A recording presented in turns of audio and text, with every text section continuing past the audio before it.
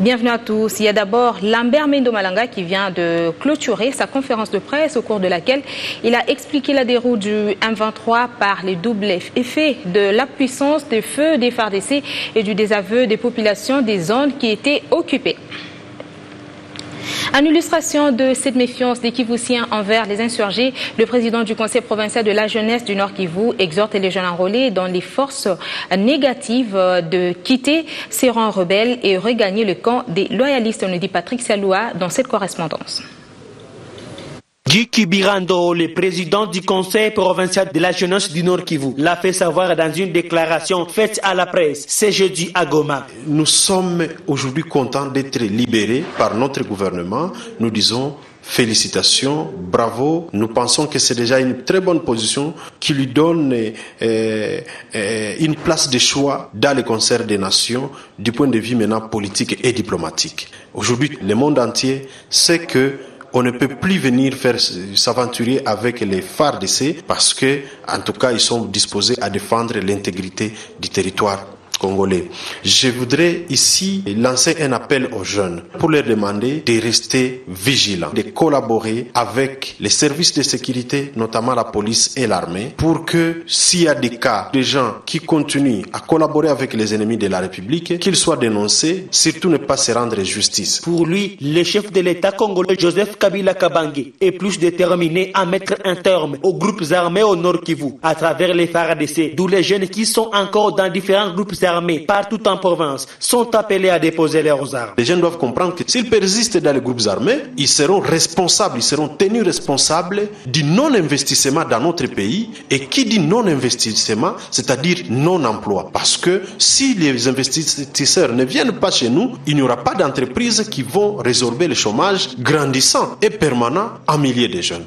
En outre, 4 jours après la libération de Kiwanja, Rutshuru Centre par les FARDC, la vie reprend petit à petit dans ces agglomérations. Selon notre source contactée ce jeudi, les activités commerciales ont repris à la normale et les gens circulent tard dans la soirée, ce qui n'était pas possible avec la présence du M23. L'administrateur de Rutshuru, Justin Moukanya, installé mardi par le ministre provincial de l'Intérieur, contacté ce jeudi, appelle les habitants de ce territoire encore dans la fuite de regagner Rutshuru car désormais la sécurité est garantie. Je vous l'ai dit tantôt, des membres du gouvernement central et ceux de l'exécutif provincial de Kinshasa maintiennent la conjugaison de leurs efforts en vue de rendre la capitale davantage propre comme cela sied à une ville cosmopolite moderne. Ce n'est qu'un début. La main dans la main, la ville de Kinshasa, le gouvernement, nous allons rendre cette ville très propre. Ça ne se passera plus comme avant. Et rien ne peut arrêter l'élan pris pour redémarrer l'image de la capitale congolaise à travers des actions visibles d'assainissement. Kinshasa revêt sa plus belle robe dont la pérennisation de cette initiative ne peut que passer par le changement de mentalité. Tout est possible. Tout est possible si nous changeons de mentalité. Si nous voulons une ville de Kinshasa propre, elle deviendra plus belle. Souvenez-vous l'histoire d'une question pour un champion, où l'on posait, Quinoises et Quinois, quelle est la ville la plus sale du monde? La réponse a étonné tout le monde. Mais aujourd'hui, le travail qui est fait par les Quinoises et Quinois, les résultats qui ont obtenus, ça fait la fierté des Quinoises et Quinois, ça fait la fierté de tous les Congolais. Un appui bien appréhendé par le gouvernement provincial. L'appui que vous ne cessez de manifester pour l'assainissement de la ville nous va droit au cœur. Un esprit sain dans un corps sain. Renforcée en équipement automobile, cette action vient de donner un coup de pouce à cette détermination d'assainir la ville. On travaillait, on n'avait pas assez d'outils et on n'avait pas assez de moyens pour faire évacuer ce qui est des immondices. Maintenant que nous avons le véhicule, ça va nous faciliter un peu la tâche de faire évacuer un peu ce que nous récoltons chaque soir. Et donc, l'implication de tous citoyens s'avère important pour une bonne continuité. Car dit-on, l'union fait la force. La nouvelle société civile du Congo associée au forum d'ONG et PME pour assainir le Congo emboîte le pas au gouvernement pour féliciter les jeunes qui ont répondu à l'appel sur l'assainissement de la ville. Cette jeunesse a choisi de ce fait de tourner le dos à la violence et à l'oisivité. La nouvelle société civile et le FOPAC envisagent à travers cette tribune et les autres qui vont suivre plaider pour le soutien de projets d'encadrement de la jeunesse, notamment celles qui œuvrent pour le maintien de la propriété dans la capitale Kinshasa. On donne des moustiquaires, on donne de ceci pour lutter contre la malaria, mais l'unique manière de lutter contre la malaria, c'est l'assainissement de la ville. Or, la jeunesse et tous ces chômeurs qui sont dans la ville, c'est un réservoir d'énergie qu'il faut utiliser. Voilà pourquoi la nouvelle société civile est très intéressée par la protection des emplois précaires. Si la population facilite le travail en éliminant déjà les déchets à partir de leur foyer, l'assainissement deviendra un mode de vie pour tout le monde.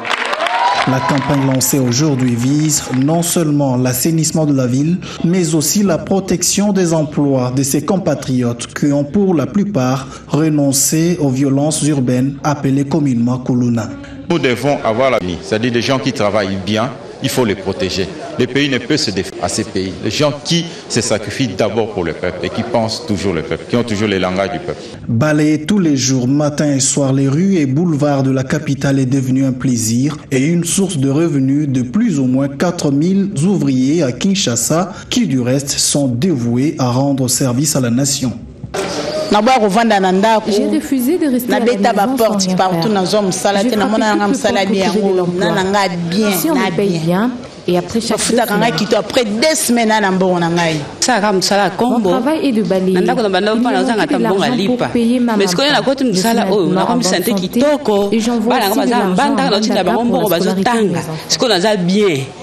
Ces cantonniers réunis autour de leurs ONG ont la lourde mission de débarrasser Kinshasa de ces 6000 tonnes d'immondices. Jusqu'ici, ils sont financés que pour dégager 1000 tonnes. La raison de cet appel au soutien pour l'assainissement total dans les 24 communes de la ville.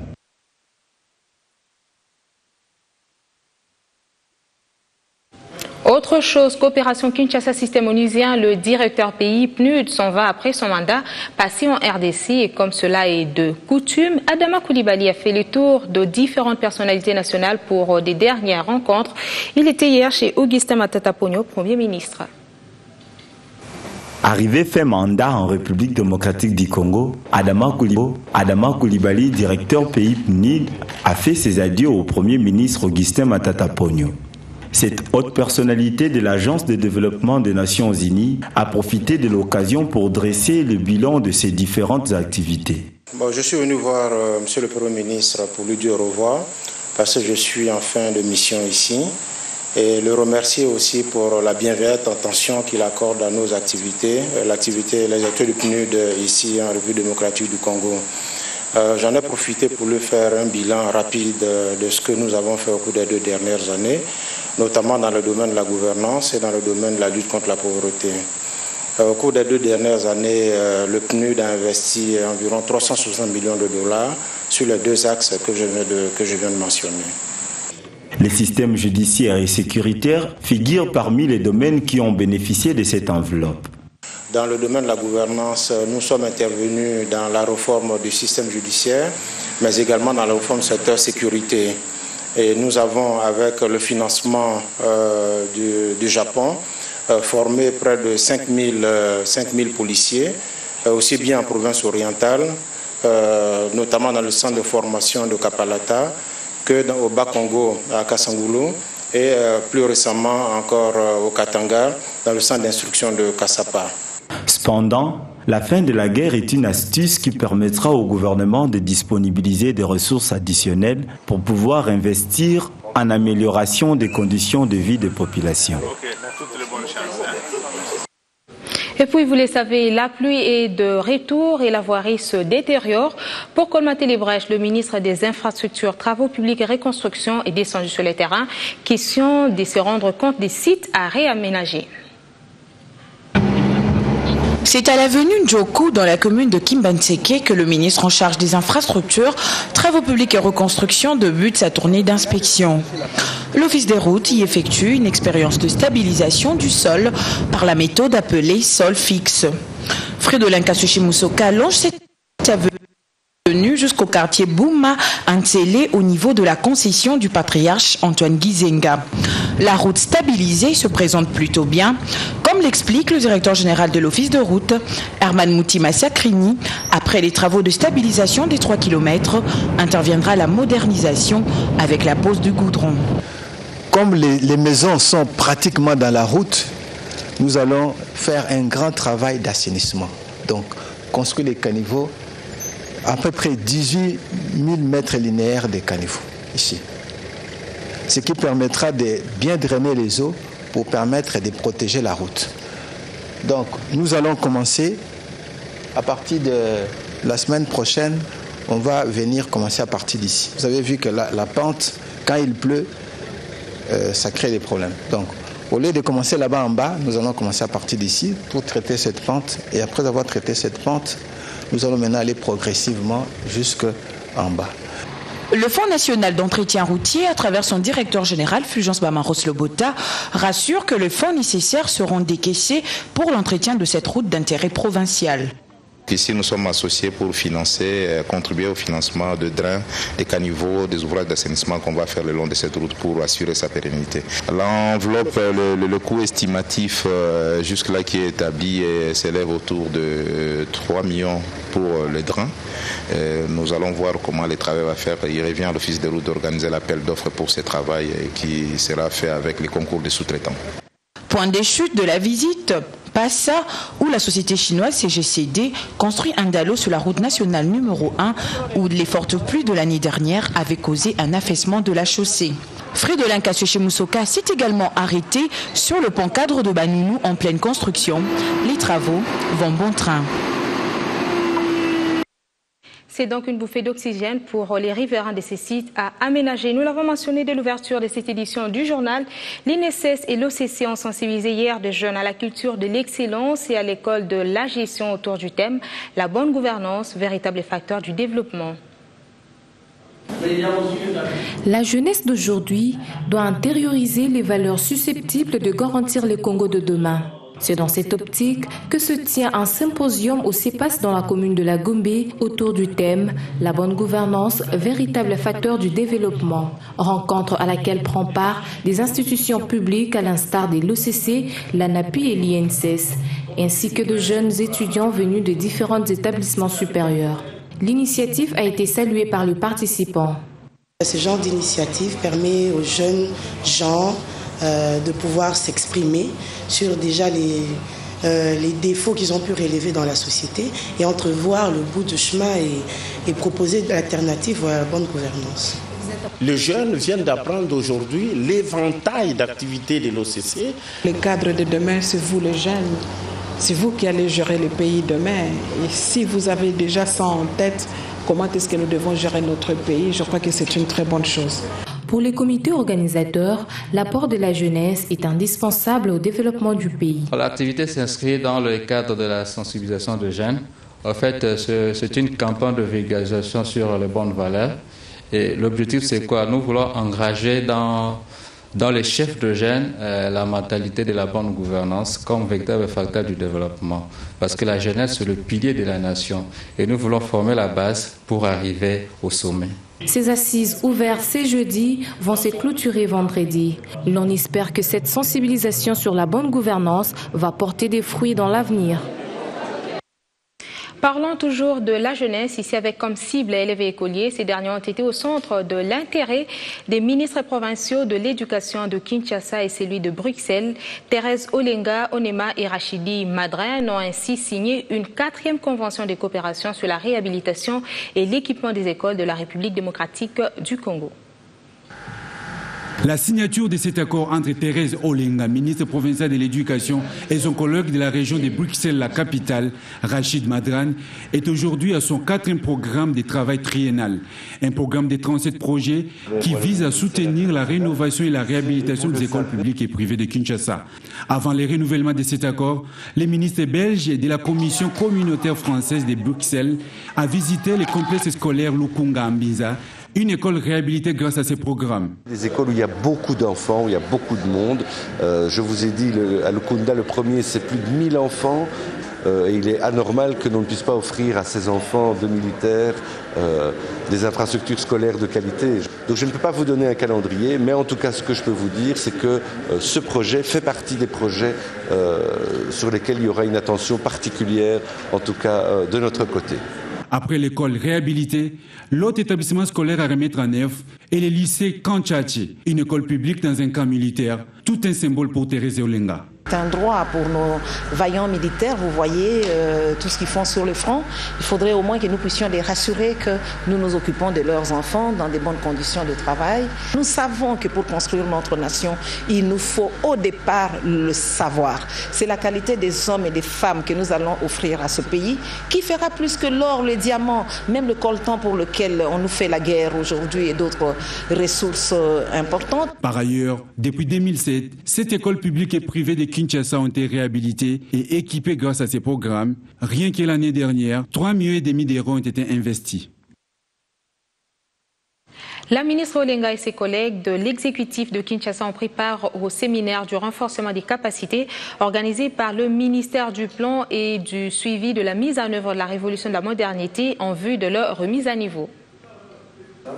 Nous sommes attendus dès la semaine prochaine. Soucieux de matérialiser l'accord conclu en 2011 entre l'État congolais et l'institution de Bretton Woods sur le renforcement des capacités de l'administration publique, que le secrétariat national des renforcements des capacités Sénat réconcilie et le ministère du Plan, avec l'appui de la Banque mondiale, organise ces séminaires. Durant 3 jours, les membres de l'exécutif provincial de Kinshasa et autres experts venus des 4 coins du monde vont débattre sur les thèmes l'efficacité de l'action gouvernementale et renforcement des capacités en leadership et gestion axée sur les résultats.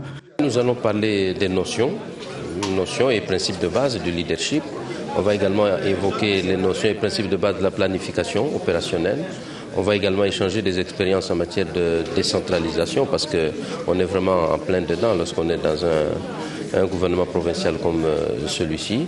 Et nous allons aussi les informer, les mettre à jour par rapport à la réforme des finances publiques en ce qui concerne la gestion des finances publiques comme telle, mais également la passation des marchés. Et surtout le vice-ministre du Plan représentant le ministre a quant à lui interpellé les séminaristes sur certains points. Pour réussir le pari du développement, particulièrement dans une mégapole comme Kinshasa, les gestionnaires de l'État ou mieux de la province sont appelés à se placer à un niveau de compétence qui doit être à la hauteur de la complexité des enjeux politiques, économiques et sociaux. Il n'y aura un espace comme celui de Kinshasa qui abrite plus de 10 millions d'âmes. Les besoins de toutes ces populations sont de plus en plus grands, de plus en plus pressants. Pour y faire face, les gestionnaires de la chose publique doivent se doter de stratégies, méthodes et outils de gestion modernes et efficaces. Retenons que cet atelier est le 5e du genre organisé à travers les pays par le gouvernement.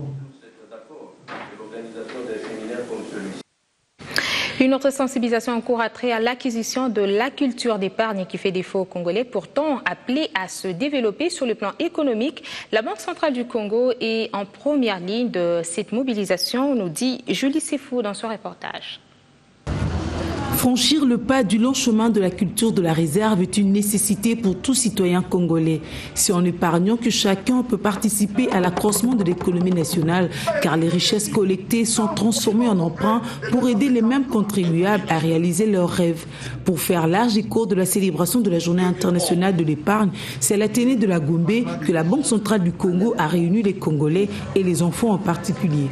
Épargner en République démocratique du Congo pour un avenir meilleur, oui c'est possible, Consciente du rôle, de l'importance et de bienfaits de l'épargne, la Banque centrale du Congo saisit l'occasion de la Journée internationale de l'épargne pour mener une campagne d'éducation financière aux fins de sensibiliser la population congolaise sur le bien fondé de l'épargne et de l'amener à s'approprier cette culture.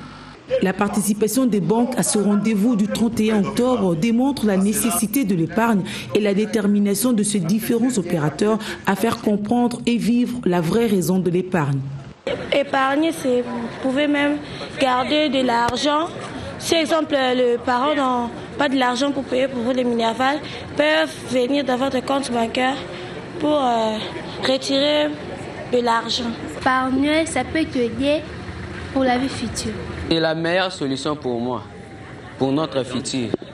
Parce que quand tu épargnes, ça garantit aussi ta future. Donc, c'est une future meilleure. En 3 ans de célébration consécutive, le bilan est prometteur. L'épargne est d'autant d'actualité dans d'autres villes et localités du pays. Elle continue à percer et à aider les populations à retrouver le sourire. Chaque Congolais est attendu à ouvrir un compte épargne pour sécuriser l'argent, le fructifier et tuer la thésaurisation.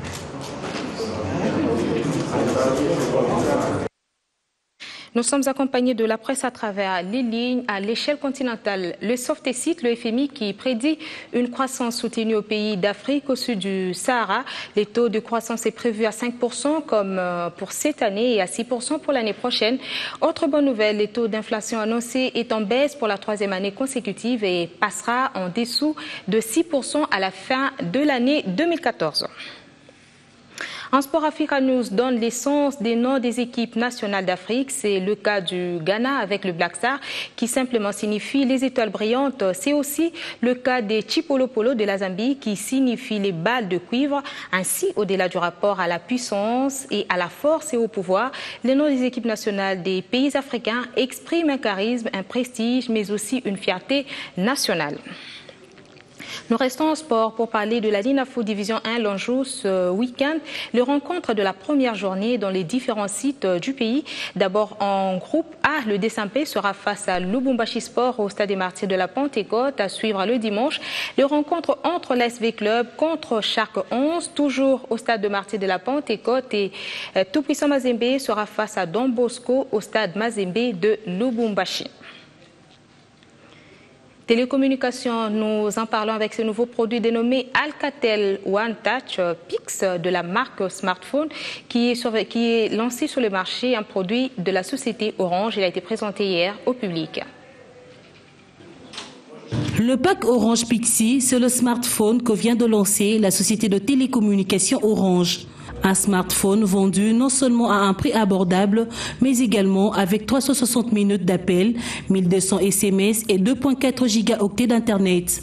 En plus, l'Alcatel One Touch Pixi est un téléphone à double SIM, écran tactile, un appareil photo et une caméra haute définition, une radio ainsi qu'un lecteur MP3 et MP4. À 73 000 francs congolais, le pack Orange Pixi est disponible dans tous les magasins Orange. Téléphone smartphone le moins cher de la RDC que nous lançons en exclusivité en RDC aujourd'hui et qui permet en fait aux jeunes de pouvoir se connecter sur l'internet, chatter, chercher des mots sur Wikipédia, aller sur l'internet, faire leurs emails à un prix avec une offre Pixi tout à fait exceptionnelle. Donc en termes de rapport qualité-prix, c'est vraiment ce qu'il y a de mieux aujourd'hui. Dans la boutique, les invités, notamment des étudiants, ont à travers un jeu concours gagné des packs Orange Pixi. J'ai gagné un téléphone smartphone. Je peux même vous faire voir que voici. Voilà, je suis vraiment content d'avoir ça. Je suis vraiment content. Orange a vraiment innové et il a ramené vraiment une grande innovation, je peux dire ça comme ça, et surtout avec leur 3G+, je crois. C'est vraiment performant et tout, donc ils puissent booster et aller vraiment de l'avant. La question a été de donner un slogan de Orange. J'ai répondu, ma solo change avec Orange, la vie change avec Orange. Je suis très contente et je remercie Orange. Et puisque la vie change avec Orange, cette société de télécommunications veut toujours offrir à ses clients le meilleur de l'innovation aux tarifs les plus attractifs. Le lancement du smartphone Alcatel One Touch Pixi était accompagné par l'artiste musicien Fally Ipupa. Mesdames, Messieurs, c'est par cette innovation que nous mettons un terme à cette édition du journal. Merci de nous avoir suivis. Restez branchés sur B1.